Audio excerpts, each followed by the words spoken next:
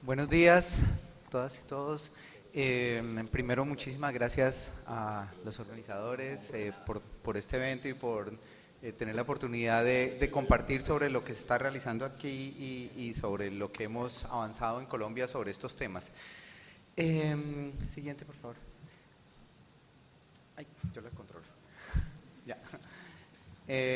Les voy a contar digamos, en términos generales, cuál ha sido el modelo que ha llevado a investigaciones sobre esto y cómo esto nos ha llevado a la intervención, a la parte práctica, y cómo han sido esas conexiones entre la investigación y la parte práctica. Nosotros nos hemos basado en este modelo de ciclo de la violencia. Este es un modelo que viene de la violencia intrafamiliar, pero cuando nosotros lo analizamos vimos que no era solamente en términos de violencia intrafamiliar, sino en términos de violencia en general en el contexto. ¿Qué es lo que dice esto? Dice, si hay niños o niñas que crecen desde muy temprano en contextos donde hay mucha violencia, eso lleva a que ellos desarrollen más comportamientos agresivos en su niñez, y si no se hace nada al respecto, esa agresión que desarrolla muy temprano es muy estable en la vida y va a llevar a contribuir a que se mantenga la violencia en las siguientes generaciones. Entonces, a nivel intrafamiliar, lo que se ha estudiado es quienes son, digamos, víctimas de abuso, desarrollan más comportamientos agresivos, especialmente los niños más que las niñas, y después cuando van a ser padres o madres de familia, replican la misma violencia que vivieron, tenga la violencia en las siguientes generaciones.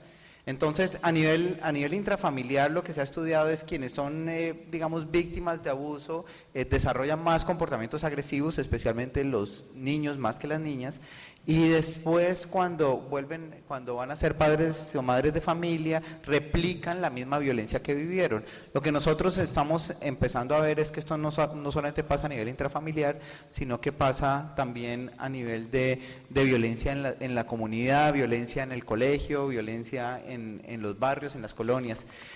Y parte de lo que nosotros hemos tratado de hacer es mucho más presente la agresión.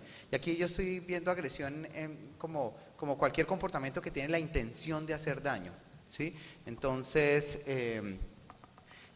¿qué lleva en términos cognitivos, en términos emocionales, en términos de las habilidades mismas de los niños y las niñas para relacionarse con los demás? ¿Qué lleva a que si viven en un contexto violento van a desarrollar más comportamientos agresivos? ¿Y por qué es importante esto? Porque cuando uno identifica estas variables psicológicas, encuentra espacios para intervenir, para transformar por medios educativos lo que está pasando. Entonces, lo que hemos hecho nosotros es tratar de, por medio de muchas investigaciones, identificar muy bien estas variables e identificar aquellas competencias, aquellas capacidades que puede desarrollar el sistema educativo que pueden ayudar a transformar estas variables de tal manera que uno pueda romper el ciclo de la violencia por acá. No queremos decir que sea el único lugar en donde se pueda romper el ciclo de la violencia, pero es un lugar muy importante y en el cual la educación tiene una oportunidad muy grande. Entonces, les voy a contar primero de algunas investigaciones que hemos hecho tratando de, por un lado, identificar los temas de agresión y violencia en los colegios, y por otro lado, identificar estas variables que pueden dar pie al desarrollo de competencias. Y en la segunda parte les voy a contar cómo hemos llevado esto a la práctica con intervenciones concretas en el aula. Entonces, bueno, aquí hay unas... les voy a contar específicamente de resultados que los pueden encontrar después por internet, y yo les doy las páginas. Uno hecho en Bogotá con 87.000 estudiantes, son estudios bastante grandes, bastante completos sobre violencia en las escuelas, y otros hechos a nivel de todo Colombia. En todo Colombia hay una prueba que es censal, pero en una parte de esa prueba, en el 5%, incluimos unas preguntas sobre violencia escolar que nos dan información sobre todo Colombia. Entonces, estos son los resultados que les voy a contar, son resultados de Bogotá específicamente, los primeros que les voy a contar. Estos son resultados de agresión física, esto es En Bogotá son los de los azulitos. Hicimos exactamente el mismo estudio en El Salvador, y en El Salvador son los rojitos, y en algunas de estas diapositivas hay información de otros países. Cuando hay información de otros países, lo que hemos hecho es buscar otras encuestas que tengan la pregunta, las mismas preguntas o preguntas casi idénticas que permitan hacer comparación. Entonces, en este caso tenemos información sobre Canadá. Entonces, esto es estudiantes desde quinto de primaria, esto es como 11 años, hasta grado 12 que hay en El Salvador. En Colombia solamente llega hasta grado 11, es el último grado de secundaria, o lo que en Colombia se llama bachillerato. Y entonces aquí es cuántos de ellos dicen que en el último mes han sido agredidos físicamente. Esto puede ser un empujón, un golpe, una cachetada, una patada. Y pues está alrededor del 35, 38%, y después baja. Entonces, en términos de agresión física, esto es algo que se ha encontrado en muchas partes. La agresión física tiende a bajar, y de hecho, pues en los últimos estudios de Tremblay en Canadá está mostrando que los niveles, las frecuencias más altas de agresión física están en los primeros años de la vida, los 2 y los 3 años. Después, pues hay consecuencias más graves de la agresión, pero no es tan frecuente, y como en términos de agresión física, no es tan frecuente como en los primeros años.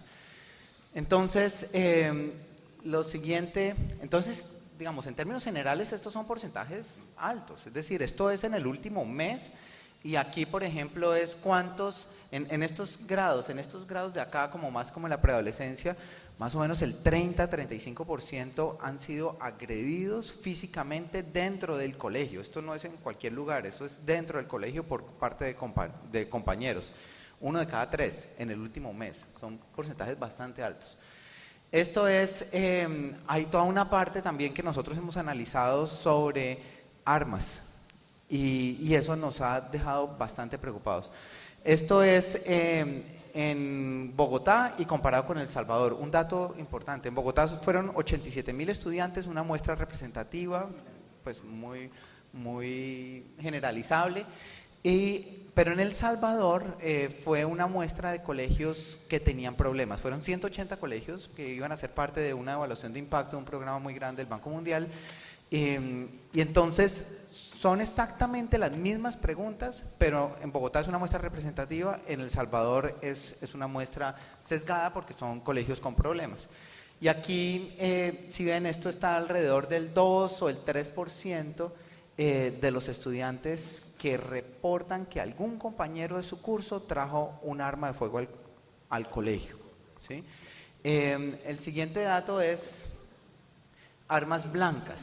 Y esto es en el último año, si algún compañero del curso, no es del colegio, es del mismo salón. Y aquí los resultados fueron bastante preocupantes, especialmente para el caso colombiano, que llegan aquí cerca del 30% de los estudiantes dicen sí, algún compañero mío trajo un arma blanca. Un arma blanca está hablando, sobre todo están hablando de navajas. El otro resultado que nos preocupó mucho, que nos ha preocupado mucho, es sobre las drogas dentro del colegio. Y aquí, de nuevo, los datos bogotanos fueron mucho más altos que los datos salvadoreños, y además estas diferencias son particularmente preocupantes, dado que en el caso de Bogotá era una muestra representativa, en El Salvador era una muestra sesgada. Y aquí, pues esto aumenta, y más o menos aquí llega el 10% de los estudiantes dicen que dentro del colegio se venden drogas. Pertenencia a pandillas, este es un punto importante, pues todos sabemos que en Centroamérica y en El Salvador, más que en cualquier lugar, hay una presencia muy fuerte y muy grave para la sociedad de pandillas y de maras. Y aquí encontramos niveles más altos en Bogotá que en El Salvador.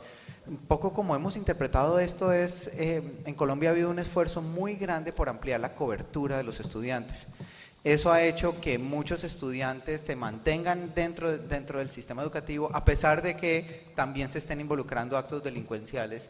En El Salvador, los que se vinculan a maras y a pandillas estudiantiles muchas veces salen del colegio rápidamente. Entonces,